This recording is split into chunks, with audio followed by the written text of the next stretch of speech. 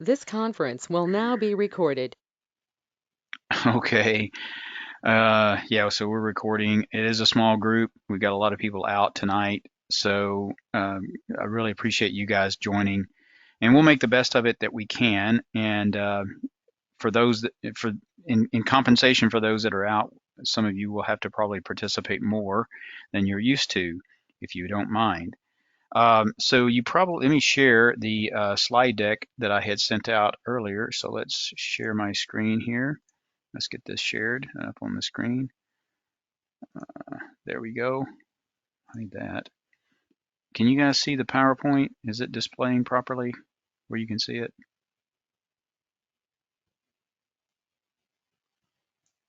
Yes. Got it. Okay, good, good. Great. Okay, let's see if we can kind of clean this up a little bit. Let's do that. There, that'll help. And then I'm going to scoot this over a little bit, make those a little bit smaller and this a little bit larger. That way everybody can see that. Okay, so we are looking at chapter 7 this evening in Lutzer's book, We Will Not Be Silenced. I think this is one of the sweet spots in the book, I think, in terms of content.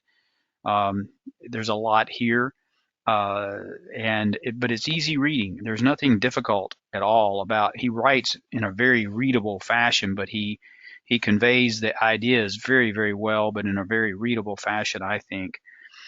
So before we get into the chapter itself, I wanted to open up with this first question, and the question was, what are 3 points you might give someone in response to a in response to a question that you might receive or that you might hear voiced that's regarding socialism and why it's wrong or why we might consider it evil?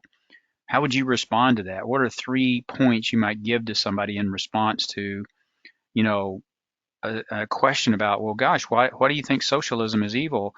I mean, after all, it's all about helping the poor. It's all about making sure that those who are disadvantaged, are properly taken care of. It's about all these good things they're going to say.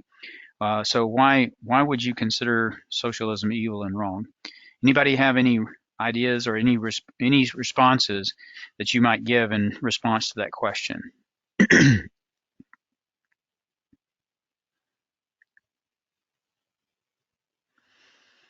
Okay. I know all of you don't speak up at once. Steve, Mm-hmm. um, I think socialism does not accomplish um, equality for people. It does just exactly the opposite. It makes them imprisoned almost and unable to talk and not able, and which is probably going on in this country right now because of the hatred of Trump. I mean, I know I've got friends I can't talk politics about, but Mm-hmm. it doesn't accomplish what you think you're going to accomplish by giving people things. I think God wanted us to work, and working gives you pride in what you're doing and all sorts of other things. And Mm-hmm. capitalism works so much better than socialism. And Yeah, that's. Mm-hmm. they don't believe what they what you do. I mean, you don't believe what they do. Mm-hmm. Oh, that's great, Fran. Yeah, good. Anybody else want to add to that? We got quite a few questions, so let me to run through tonight. So let me just move this forward, and I think what Fran stated is absolutely correct. Here's what I wrote down. This slide, this last slide in the deck that I pushed out last, well, I guess Monday night or whatever. Um, Here's what my response was. In terms of 3 points, I would start off that it's anti-biblical. As a Christian, I'm looking and evaluating everything against the biblical standard. And so, Marxism, socialism is anti-biblical. And why is it anti-biblical? In order to accomplish its objectives, it is anti-freedom. I mean, Franz mentioned that. um, you can't have freedom, and socialism. They're antithetical to each other. Now, some might say, oh, yeah, but what about democratic socialism? Well, we're going to talk about that a little bit as we get into the chapter because Lutzer deals with democratic socialism. And democratic socialism, quite frankly, is what people who are not in socialism do to get into socialism. And then once they're in it, there's no more democratic choice. Because the only way that they can, those who are the elites, those who are in control of the socialistic economy and political system and governmental system, it's really a combination of all three. The only way that they can maintain control of that is to, in fact, do away with freedom. And there are numerous ways that they have to do away with freedom. They have to silence the critics of socialism. They have to, you're not free to accumulate wealth because it's all about redistributionism. You're not free to pursue certain interest. If you think it's in your best interest and think it's in the best interest of your business to engage in certain activities in a socialistic environment, you may not be able to do that. So it's anti-freedom. So it's anti-biblical because it's anti-freedom. It promotes redistributionism and leads to impoverishment. There's no place that socialism has been in effect for any period of time where there's not impoverishment of the people to a degree. And even if you go to China today, what you're going to see in the big cities and what you're going to see in the concentrated areas is you're going to see a greater degree of apparent prosperity than if you go out into the countryside. If you go out into the countryside, you're going to see what socialism really looks like, and across the country, and there's great impoverishment. So you're going to see impoverishment eventually. You're going to see suffering. You're going to see suppression of truth. You're going to see confiscation and elimination of private property. All of those things are contrary to biblical principles. It's also contrary, as Fran pointed out, to the principle of risk reward and work and self-ownership. And God, as I noted here, God gave man work in the perfect environment of the garden after God himself had worked and rested in creation. And Paul commanded that if anyone is not willing to work, do not let him eat. Okay, so in those ways, socialism is anti-biblical. Second, there's no example of its successful implementation anywhere in any country or any nation in this world throughout history. It's never happened. So people might bring up Sweden, but they tried. And, what happened was after they were a very prosperous country, and as he points out, and he uses Sweden as an example in this chapter, they were a very prosperous country, and then they thought, oh wow, we got a lot of prosperity, and so they thought, well, they started trying to experiment with socialism and started trying to go down the socialist path. And initially, it looks successful initially because there's wealth to redistribute. But what happens after you redistribute the wealth? Socialism doesn't create wealth, doesn't allow for the creation of wealth, so there's no more wealth to be redistributed. So the next stage is slavery and impoverishment, because if you take the route of Venezuela, as he points out in this chapter, what happens is, to try to create the illusion of prosperity, they start printing more money, and printing more money is a euphemism for basically creating more debt in the economy and debt in the fiscal sector. And so they created more debt and more debt and more debt and more debt, and then the Venezuelan currency became more and more worthless by the minute, really, eventually. Well, and then eventually people were scrounging, people who had good jobs and they lived in a prosperous country, now they found themselves scrounging through the garbage to try to find something to eat. And that's a real story. That's not an exaggeration. That's exactly what happened in Venezuela. So he mentions Venezuela in here as a good example. And honestly, it's kind of where this country is headed if we keep going in the direction we're going now. So there's no example of its successful implementation anywhere or at any time in any nation or any country. So that's the second point. It's anti-biblical. First point, no example of a successful implementation of socialism anywhere. Every war our nation has fought and every major conflict has been against an enemy with Marxist or totalitarian government. When you think back over the last 120 years, every single war, every single major military engagement in our history as a nation over the last 120 years, going all the way back to 1900, if you look back and looked at every major conflict we engaged in, every single one of them involved a Marxist type government or some type of totalitarian tyrannical type control that basically utilized the same concepts as Marxism promotes and socialism promotes to put into place an economy and control the people. So every war that we fought has been with that type of a power. Isn't that interesting? So does it promote peace? Does it promote prosperity? Does it promote flourishing? No, it doesn't. It actually promotes just the opposite. And here I added the note here, the answers to the problems most often attributed to capitalism by those who are, pro-socialist and anti-capitalist, they come up with all these problems that capitalism creates. Well, capitalism didn't create those problems. Capitalism it's by itself doesn't create those problems. Man in his fallen nature creates those problems, and he happens to be functioning in a capitalist economy. The same thing can happen and actually to a greater and even worse degree in a socialist situation, because you combine political power with control, and in a socialist environment. And there's no true democracy in a socialist environment, whereas in a capitalist environment, your purchasing power is your democracy, is the way you vote. You vote for certain products based upon how many people like those products, want to demand buying those products because of their quality or because of some other attribute associated with them.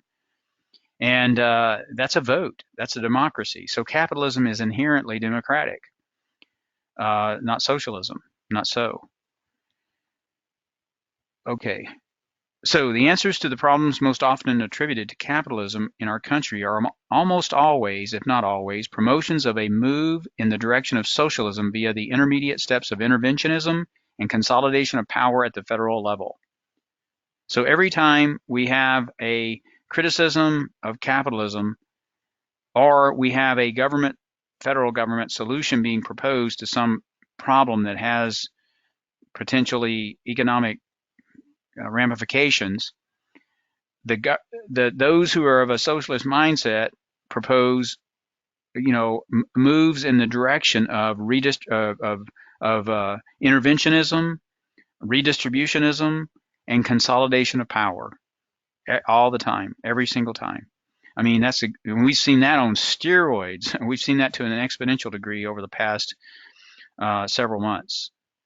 So anyway, that's one way of responding to the question, or responding to someone should they ask the question, why is socialism evil and wrong? Start off with it's anti-biblical, and then move to there's no example, and then move to another option and the third option could be every single war we fought has been over the past 120 years has been against a Marxist or a totalitarian regime that emulates Marxism, socialism. Okay, let's get into the book here. What beliefs, according to Lutzer, are at the core of Marxism? And I turn our attention here to page 179 and 180. Anybody have a response to that one? What beliefs are at the core, according to Lutzer, of Marxism?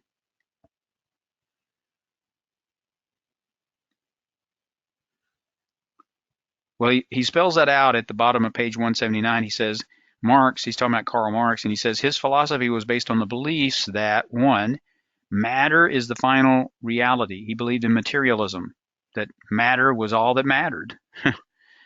And that means that there is no God nor a human soul that survives the death of the body. And the second major belief of Marxism and the philosophy of Marx was that economic forces propel history ever onward and upward.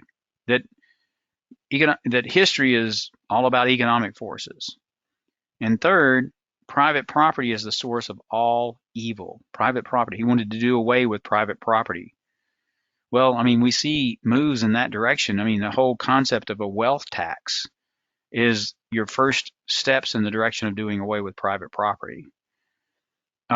He notes at the bottom of page 179, Marx hated Christianity, which he saw as a source of oppression. And he had talked a little bit earlier about Marx's background and upbringing, where he was kind of forced by his parents to go to church. He mentions, he says he described religion as the opium of the people. And for economic equality to be established, loyalty to the church had to be replaced by loyalty to the state.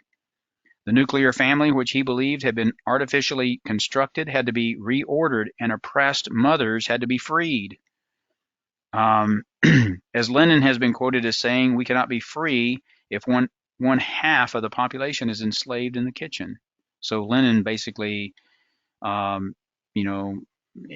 channeled Marx, if you will.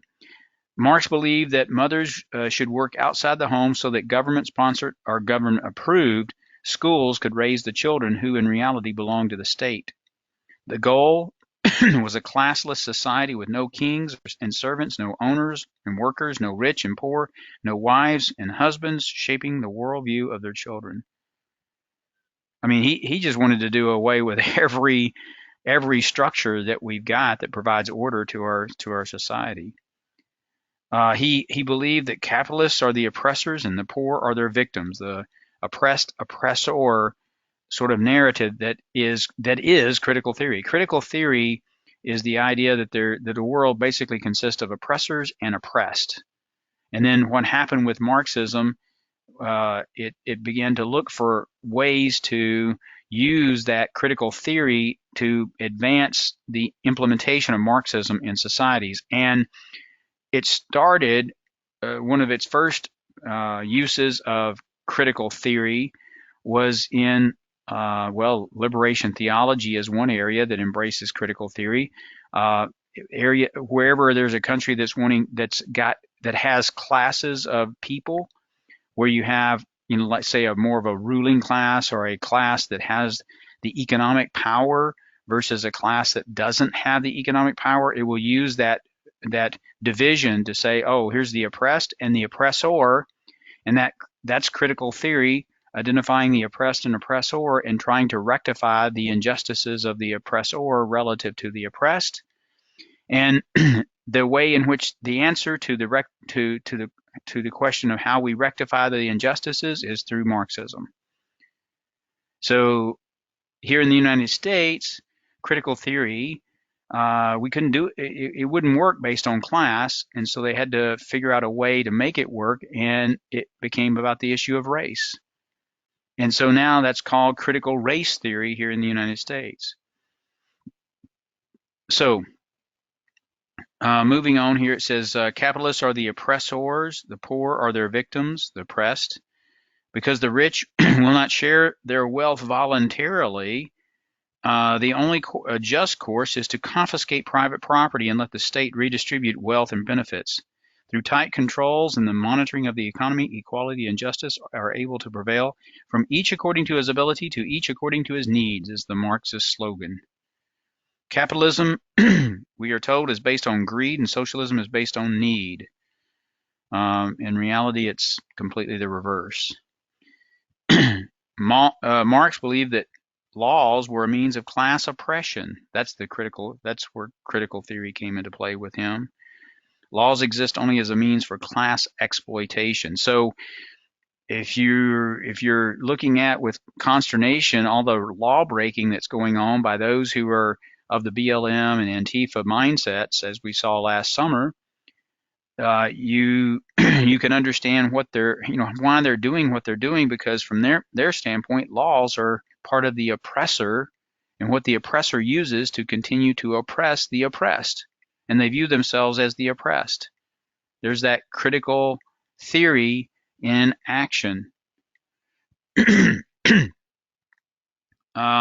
Marx didn't believe in God-given rights. Marx believed in rights given by the state. Everything emanates from the state. The state is God in Marxism. Okay.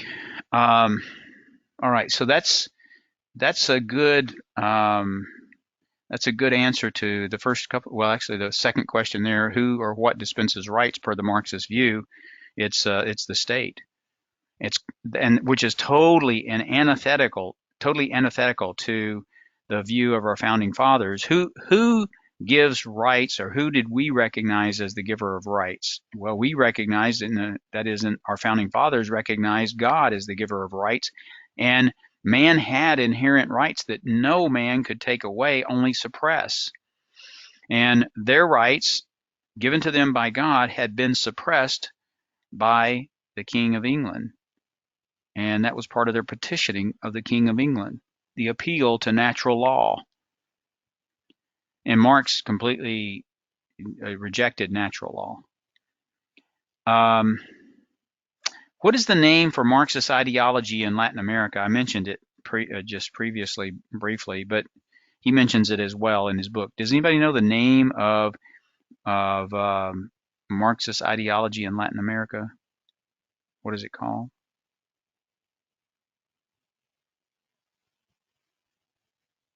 Anybody want to look at the top of page 182? The very first two words at the top of page 182.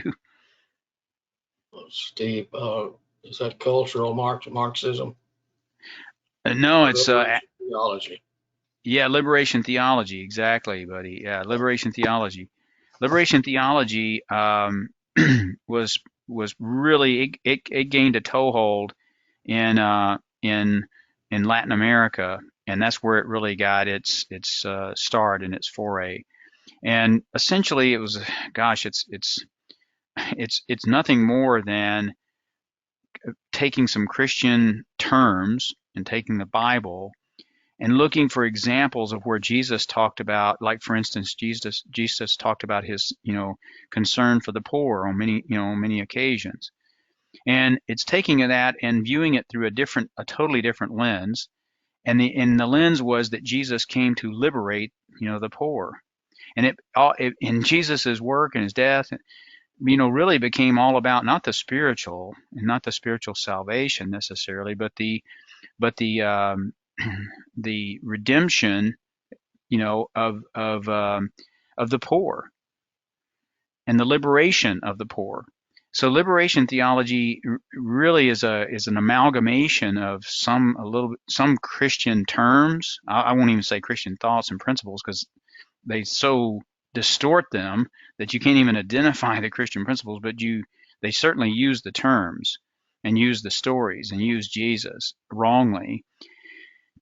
And they combine that with a Marxist sort of ideology of the oppressed oppressor narrative consistent with critical theory.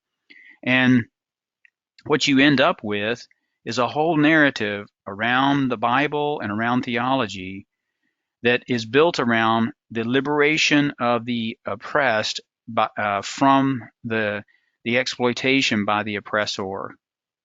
And that's really liberation theology. It's about salvation in this world and not eternal salvation. Salvation defined in this world as being economic liberty and economic release from economic oppression.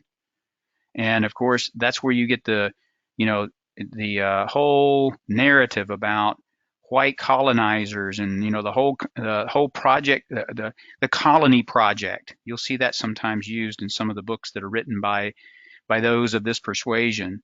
The colonization of other lands by those of the West who were white. And so they look at it from that perspective, and they look at it as if all white people who came into those areas did nothing but were totally intent on exploiting and oppressing the indigenous population for their own enrichment. Did some of that occur? Well, yeah, perhaps, but and I would say yes. I would say yes, some of it did happen, but it had nothing to do with what. Oops, did I just mute myself? Hang on, I hit that button. Hopefully, I can still be heard. It had nothing to do with, that was not the intent of most who were going into those areas, other areas of the world. Sure, they were going in to, find new resources, uh, you know, uh, but what did they bring with them? They brought a whole system of law and governance and spread that. And they also established a base for where Christianity could grow and expand. And many people became Christians as a result of the efforts of Western civilizations moving into areas of the world that had not seen uh, anything that was built upon biblical principles implemented in a governmental setting. Now, I'm not justifying the abuses that happened because there's no doubt that they did, and those are documented a lot. But the question is, what was the intent, of the people who were going into those areas? And when you broad brush everyone with the same brush, then you end up with, you end up creating a lie, really. So anyway, liberation theology, you'll hear that. We'll talk about that probably more as we move forward. Let's move to the next question. What propelled the acceptance of Marxist solutions in Russia, pages 182 to 183?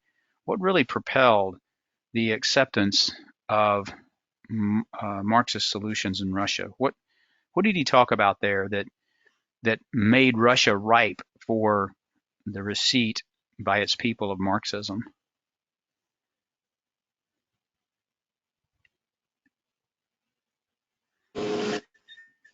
Even with how the Tsars were treating their people. Okay, Frank, can you say that again? You're kind of breaking up there a little bit. Okay, it was how the Tsars in Russia were treating the people. They were all impoverished. And, Uh-huh. and the Tsars had all the power, and so people were in not very good shape in Russia. Yeah, it was the class dichotomy that existed, right? I mean, you're right. It's the czars, and he mentions that how harshly they treated the people, and they enslaved them, and they were living in abject poverty while the czars were living a life of luxury. So you had this huge class division, right? In Russia. Well, that's a perfect scenario for and that's kind of the ideal scenario, quite frankly, for Marxist ideology to its seeds to establish root. Because there you've got the clear dichotomy of the classes, and you have the oppressed and the oppressor, and it's very clear, it's very evident. Everybody talks about it all the time. It's right there in front of everybody's eyes. So it was the reality of their existence, right? And he said he went on to say in Russia, he says after visiting Russia in the mid 1980s before the Berlin Wall came down in 1989, I gained a better understanding of why initially Marxism was so attractive to the Russian people.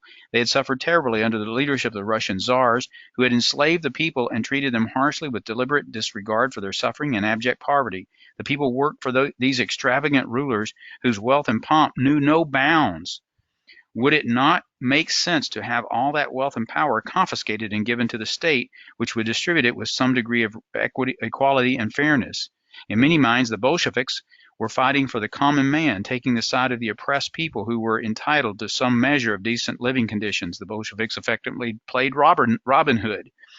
But alas, it was not to be. The promises evaporated in the top-heavy communist bureaucracy. The state controlled the wages, determined which jobs were given to whom, and corruption multiplied. Increasing state power meant that the churches were closed, freedom of religion was denied, and those who refused to play by the state rules were executed. Wages were equalized, but state-run businesses collapsed under the weight of inefficiency and disinterested workers, and the bureaucrats who promised liberation became thieves. The multiplied millions of people killed by communist regimes died in vain. The Marxist experience of government ownership, guaranteed wages, and the primacy of the state failed. It could only succeed behind barbed wire fences, severe penalties for opposing state policies, and state-run censorship. And wherever communism is tried again, it will fail. Fail it must. But is capitalism any better, he asks. And that moves us to the next, I guess, question we want to talk about. And that is, what is the idea? And he talks a little bit about capitalism, but I think we're going to come back to capitalism a little bit later in the chapter. But at the bottom of page 183, he talks about cultural Marxism. And Buddy, you mentioned cultural Marxism a minute ago. And so I asked the question, what is the vision of cultural Marxism? And if you have your books, if you want to look at the bottom of page 183, he says cultural Marxism, remember, promotes the idea that the state can take over companies and wealth incrementally. This change would be installed democratically by the will of the people. Once they see the value of this form of government, they will want it. Democratic socialism, or cultural Marxism, promises to eliminate the excesses of the Marxist philosophy. It is considered Marxism light. This form of Marxist socialism, we are told, can be combined with democratic values. By electing the right candidates to office, Wall Street will become Main Street as the wealth is shared. Why not redistribute resources so everyone can enjoy the kind of privileges limited to the rich? I repeat the Marxist principle, from each according to his ability to each according to his needs. Let's see. Let's move on down. The middle of the page, 184. The vision of cultural Marxism is an America. Now this is fascinating. Listen to this. What the vision of cultural Marxism happens to be. The vision of cultural Marxism is an America free of greed, racism, and class structure. Free of greed, racism, and class structure. Is that an attainable goal in this life and in this fallen world? Of course not. It's not an attainable goal at all. As David Horowitz explains, in the radical view, once human beings have been freed from institutionalized oppressions, their natural goodness asserts itself and the traditional dilemmas of power no longer exist. Nirvana. It is a future in which social justice prevails and there are no troubling questions about the dispensation of authority. This end justifies every means to get there, and they will never get there. Democratic socialism purports to honor individual freedom, even though the state incrementally owns more and more of the means of production and therefore controls goods and services. It would begin by setting up a universal health care system, sound familiar, that restricts medical options and sets wages and costs for procedures. It would provide free college and give increased subsidies to the poor. Does that sound familiar? And it is said to replace the gap between the haves and the have-nots, therefore making the lifestyle and living conditions of the citizen fairer. It would be democratic, but as we will see, it would eventually become a form of democratic totalitarianism. So I think that addresses that question. What is the vision of cultural Marxism? Why is the climate change narrative?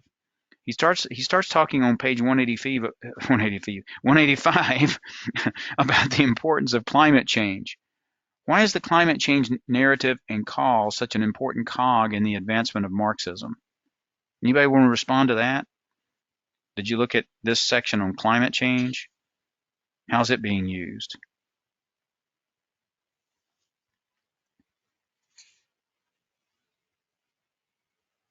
Well, on page 185, you'll note he says there are two reasons the radical secularists are so adamant about climate change. The first is because of the Marxist notion that capitalism is oppressive and exploits nature, making the world unlivable.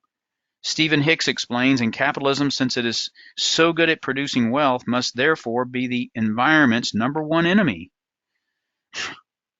That doesn't even make a lot of sense, does it? Secularists say that all of nature is equally sacred. All species, from bacteria to woodlice to aardvarks to humans, are equal in moral value.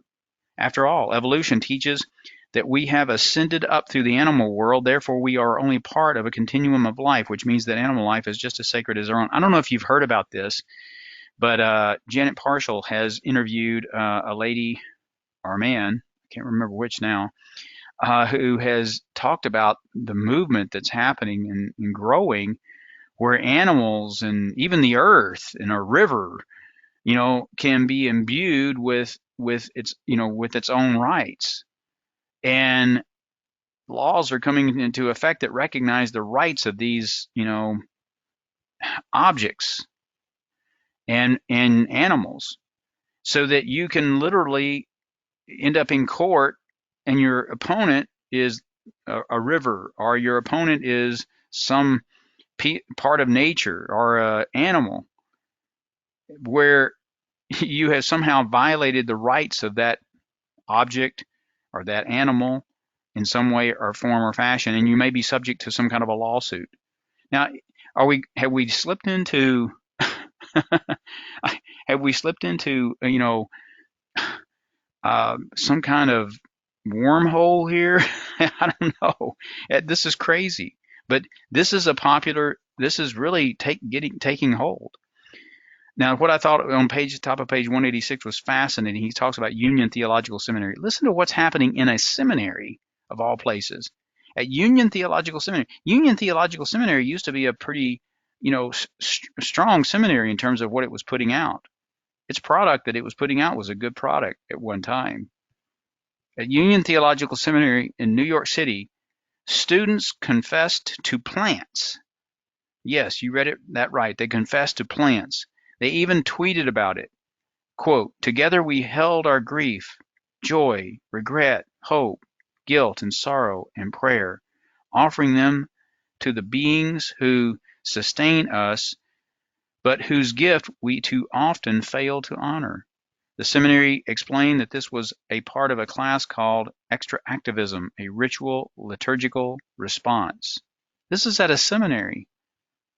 And now, can you imagine the pastors that are going to come out of that seminary and what they're going to do in their churches?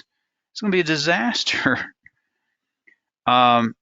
He mentions down at the bottom, about the middle of the page, a second reason secularists want to invest millions of dollars addressing climate change is that it would give the government more control of the economy. That's exactly right. He notes this, in the eyes of cultural Marxists, is always a plus. Big government is always better than big business. And as America shares more of its wealth with other countries committed to climate change, this also provides a form of equality. The oppressor is returning resources to the oppressed. I mean, in this type of thinking, there is no ultimate end to the retribution, the payments being made by those designated as the oppressor. There's no end in sight because there's never any forgiveness, never, because you can't ever achieve the objective that they've set out to, in the goal that they've set out to achieve and that they believe can be accomplished. It will never be achieved. So there's going to be a perpetual sort of pursuit of this narrative. Okay, let's move on. I've already kind of covered how democratic socialism, fails to obtain the utopia promised. Let's see if I maybe have other things here. Oh, he mentions, okay, here's a few points in regard to that question. On page 187, he says, socialism builds a ladder to a place that does not exist. It talks about distributing wealth, but it has no way to create it. Sweden is often upheld as an example of democratic socialism done right, but it's actually an example of the failed policies of socialism. The historian of ideas, John Norberg, has pointed out that by the early 1980s, Sweden was a country made wealthy by capitalism, limited government, and low taxes. It enjoyed a high standard of living. With wealth to spare, the country decided to experiment with socialism, increasing the size of government and distributing free goods and services paid for by higher taxes. Wage and price controls were intended to provide income equality for all citizens. As a result, businesses began leaving Sweden because the country was no longer hospitable to innovative growth and competition. Its standard of living began to decline, and the money accumulated by capitalist policies began to dry up. By the 1990s, Sweden found it necessary to make changes to avoid economic ruin. The government encouraged private property ownership, lowered taxes, cut regulations, and even partially privatized Social Security. With open bidding in the public sector, the economy began to recover. Today, Sweden's economy is largely market-driven. So whenever you hear those, who are anti-capitalist speak and speak in favor of socialism, they'll always bring up Sweden. And it's because the example of Sweden, if you cut off this journey that they went on, and you cut it off right in the middle, was where they started with moving to socialism and kind of where they ended up, and then they pivoted and said, no, this isn't working. So they returned to capitalistic principles and private property, and things began to improve dramatically. And now it's a wonderful, thriving economy. So many times when you hear those who are pro-socialist, they'll always bring up the example of Sweden. And then you can come back with, well, here's the rest of the story, the Paul Harvey sort of picture, right? He mentions Venezuela. I've already talked about Venezuela. The parallels to what happened in Venezuela and what is happening in this country are just mind-boggling. Okay, next question. How has the COVID-19 panic combined with MMT, hopefully you understand MMT, it's in the book here. How has the COVID-19 panic combined with MMT moved us closer to socialism is how that should read. That's pages 190 to 194. Anybody want to take that one? How has the COVID-19 panic combined with MMT moved us closer to socialism? It's got some interesting insights in that regard on those pages, 190 to 94. Anybody? Well, let me see what I can do here. I'll try to summarize this. He talks about, he mentions a quote by Benjamin Franklin. He says, those who would give up essential liberty, on page 191, those who would give up essential liberty to purchase a little temporary safety deserve neither liberty nor safety. I thought that was good. But in regard to this question, how has the COVID-19 panic combined with MMT? If you look at, where did I know he used him. Here it is. At the bottom of page 180 or 193, he says modern monetary theory. Modern monetary theory is essentially the idea that you just keep throwing money at the problems. It's creating more money to throw at the problem that's out there, and with the idea that, well, if there's enough money, that's going to create a strong economy because people will start spending and they'll start having disposable income. Well, it doesn't work out that way. Well, let's look at this. How has COVID-19 combined with MMT to move us closer to socialism? If you look at, let's see.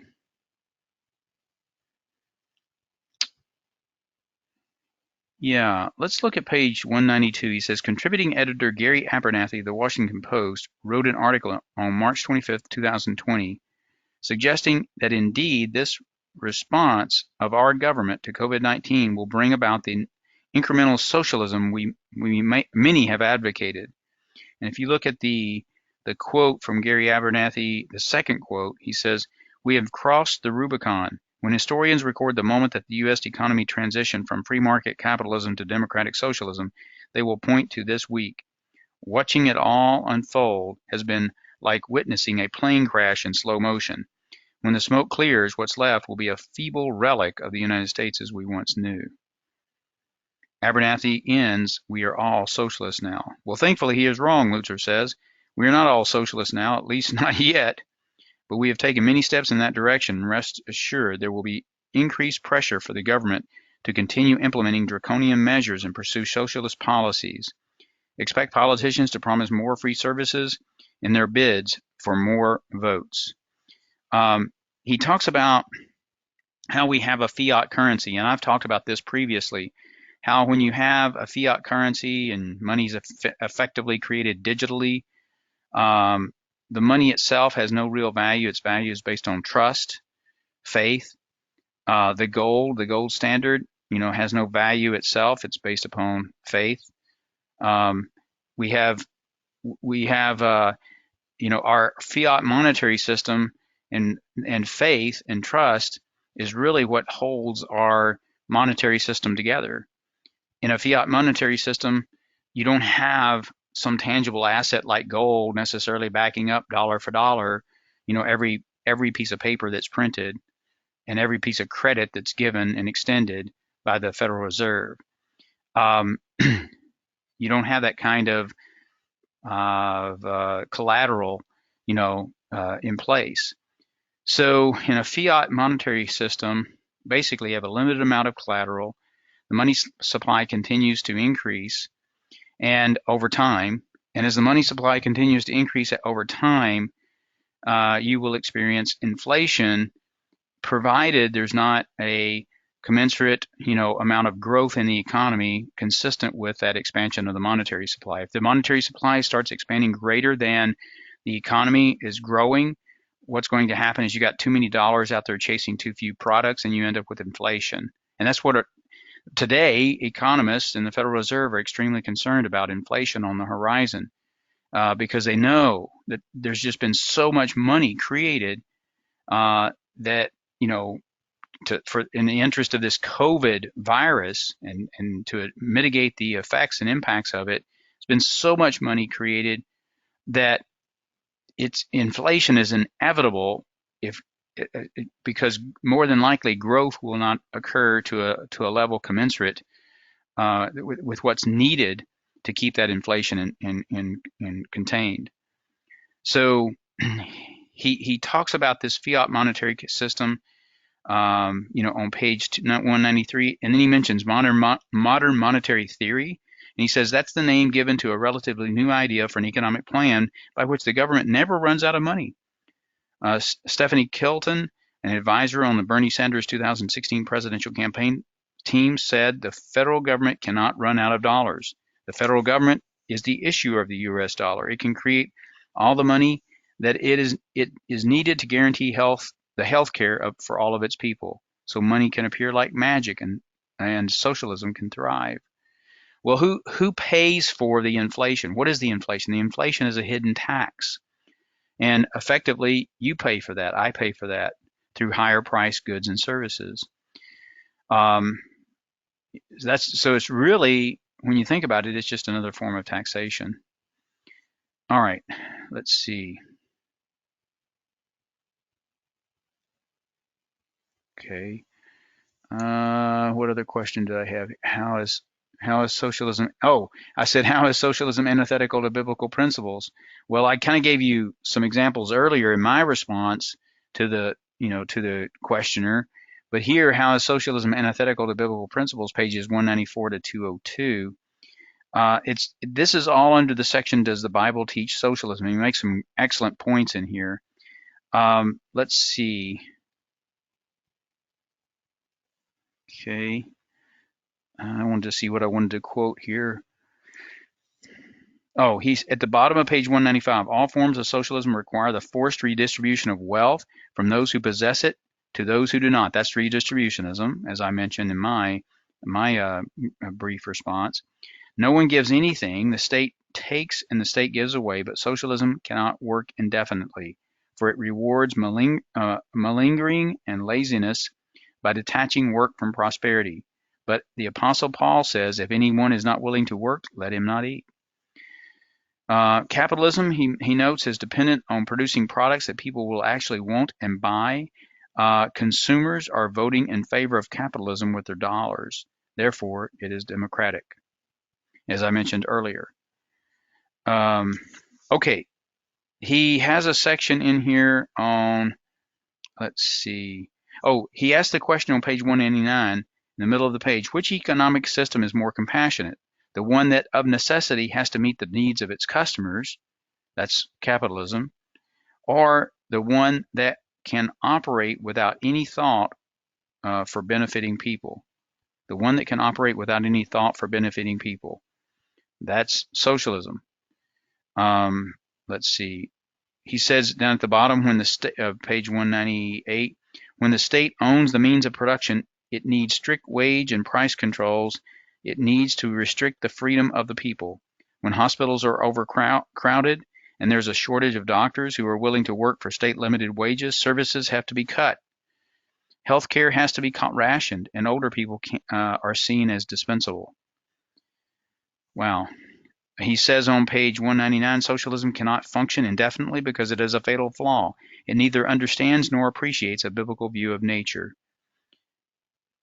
And then it goes on. There's quite a few quotes in the last few pages here that are really, really, I thought, very good. But let me kind of wrap this up and see if there's any questions related to any of the responses that I've given, or that anything that you've seen in this chapter in the book as you read through it. Anyone?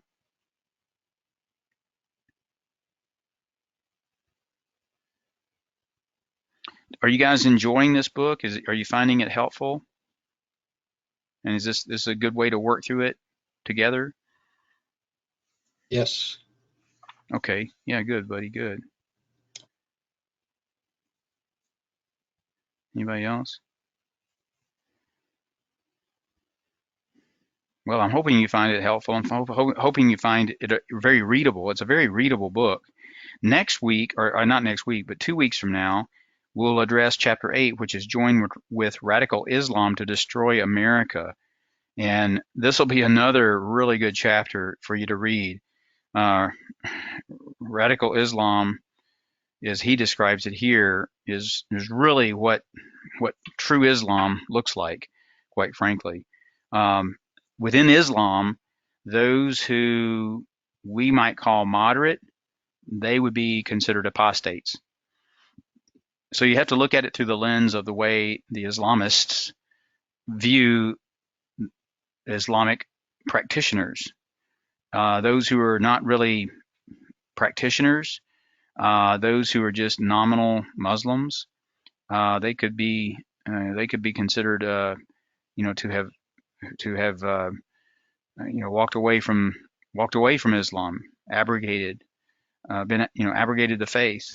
So they could be in some serious trouble. So Islam is a tyrannical type of religious, political, and even economic system when you put it all together. So we'll talk about that in a couple of weeks.